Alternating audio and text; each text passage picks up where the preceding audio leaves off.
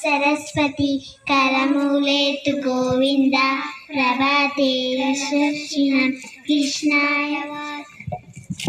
ಇದರ ಅರ್ಥ ಯಾರಿಗಾದ್ರೂ ಗೊತ್ತಾ? ಕರಾಗ್ರೆ ವಸತೆ ಲಕ್ಷ್ಮಿ, ಕರಮಧ್ಯೆ ಸರಸ್ವತಿ, ಕರಮೂಲೆ ಸ್ಥಿತ ಗೌರಿ, ಪ್ರಭಾತೆ ಕರದರ್ಶನಂ. ಯಾರಿಗಾದ್ರೂ ಗೊತ್ತಿದೆಯಾ ಇದರ ಅರ್ಥ? ನಾವು ಬೆಳಗ್ಗೆ ಎದ್ದಿದ ತಕ್ಷಣ ನಮ್ಮ ಎರಡು ಕೈಗಳನ್ನ ನಾವೇನು ಮಾಡ್ತೀವಿ? ಉಜ್ಜುತ್ತೀವಿ ಅಲ್ವಾ? ನಮ್ಮ ಕರ ಅಂದರೆ ಕೈಗಳು ಅಂತ. ಆ ನಮ್ಮ ಕೈಗಳಲ್ಲಿ ಲಕ್ಷ್ಮಿ, ಸರಸ್ವತಿ ಮತ್ತು ಗೌರಿ ನೆಲೆಸಿರ್ತಾರೆ ಅನ್ನೋದು ನಮ್ಮ ಸಂಪ್ರದಾಯ ಮತ್ತು ನಮ್ಮ ಸಂಸ್ಕೃತಿ. ಅದಕ್ಕೆ ನಾವು ಬೆಳಗ್ಗೆ ಎದ್ದಿದ ತಕ್ಷಣ ನಾವು ಲಕ್ಷ್ಮಿನ, ಸರಸ್ವತಿನ ಮತ್ತು ಗೌರಿನ ನೆನಪಿಸ್ಕೋಬೇಕು ಅನ್ನೋದು ಈ ಒಂದು ಶ್ಲೋಕದ ಅರ್ಥ.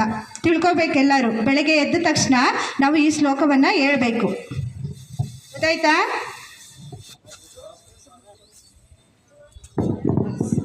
समुद्रवसने देवी पर्वतन मंडले विष्णु पत्नी नमस्तुभ्यं पादस्पर्शे.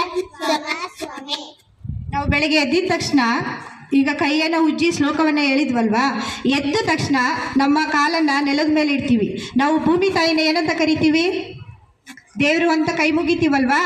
ನಾವು ಭೂಮಿ ತಾಯಿನ ನಮ್ಮ ಕಾಲಿಂದ ತುಳಿಯೋದ್ರಿಂದ ನಾವೇನು ಮಾಡಬೇಕಂದ್ರೆ ಭೂಮಿ ತಾಯಿ ಹತ್ರ ಕ್ಷಮೆ ಕೇಳಬೇಕು. ಅದಕ್ಕೋಸ್ಕರ ನಾವು ಬೆಳಗ್ಗೆ ಎದ್ದು ಭೂಮಿ ತಾಯಿ ಮೇಲೆ ಕಾಲಿಟ್ಟಾಗ ಭೂಮಿ ತಾಯಿನ ಕ್ಷಮೆ ಕೇಳೋದಕ್ಕೋಸ್ಕರ ಈ ಒಂದು ಶ್ಲೋಕವನ್ನು ಹೇಳ್ತೀನಿ. ಸಮುದ್ರವಸನೆ ದೇವಿ ಪರ್ವಸ್ತನ ಮಂಡಲೆ ವಿಷ್ಣು ಪತ್ನಿ ನಮಸ್ತುಭ್ಯಂ ಪಾದಸ್ಪರ್ಶಂ ಕ್ಷಮಸ್ವಮೆ.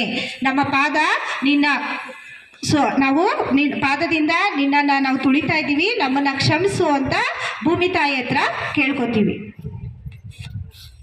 ಗಂಗೆ ಯಮುನೆ ಚೈವ ಗೋದಾವರಿ ಸರಸ್ವತಿ ನರ್ಮದೆ ಸಿಂಧು ಕಾವೇರಿ ಜಲಸ್ಮಿನಂ ಸನ್ನಿಧಂ ಗುರು. ಹಾಗೆ ನಾವು ಎದ್ದ ಮೇಲೆ ಸ್ನಾನಕ್ಕೆ ಹೋಗ್ತೀವಲ್ವಾ? ನಾವು ಸ್ನಾನ ಮಾಡುವಂಥ ನೀರಿನಲ್ಲಿ ಎಲ್ಲ ನದಿಗಳು ಗಂಗೆ ಯಮುನೆ ಚೈವ ಗೋದಾವರಿ ಸರಸ್ವತಿ ನರ್ಮದೆ ಸಿಂಧು ಕಾವೇರಿ ಜಲಸ್ಮಿನಂ ಸನ್ನಿಧಂ ಗುರು. ನಾವು ಗಂಗೆ, ಯಮುನಾ, ಕಾವೇರಿ ಎಲ್ಲರೂ ಕೂಡ ಈ ಒಂದು ನೀರಿನಲ್ಲಿ ಇರ್ತಾರೆ ಅನ್ನೋದು ಈ ಒಂದು ಶ್ಲೋಕದ ಅರ್ಥ.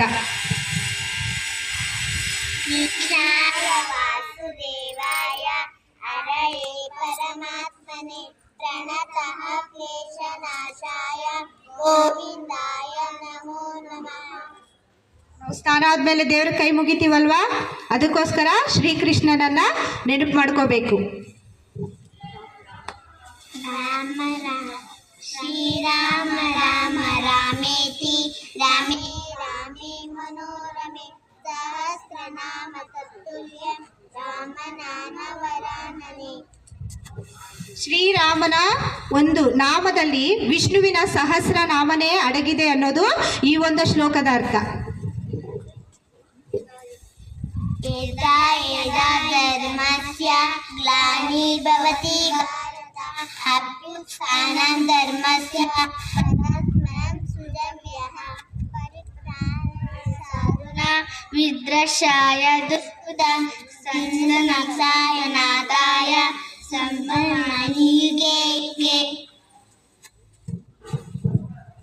ಶ್ಲೋಕ ನೀವೆಲ್ಲರೂ ಕೇಳಿರ್ತೀರ ಅಲ್ವಾ? ಕುರುಕ್ಷೇತ್ರದಲ್ಲಿ ಶ್ರೀಕೃಷ್ಣ ಅರ್ಜುನನಿಗೆ ಹೇಳಿದಂತು, ಯಾವಾಗ ಅಧರ್ಮ ಜಾಸ್ತಿ ಆಗುತ್ತೋ ಆವಾಗ ಧರ್ಮವನ್ನು ಕಾಪಾಡೋದಕ್ಕೋಸ್ಕರ ನಾನು ಅವತರಿಸ್ತೀನಿ ಅಂತ ಹೇಳಿರುವಂಥ ಶ್ಲೋಕ ಇದು.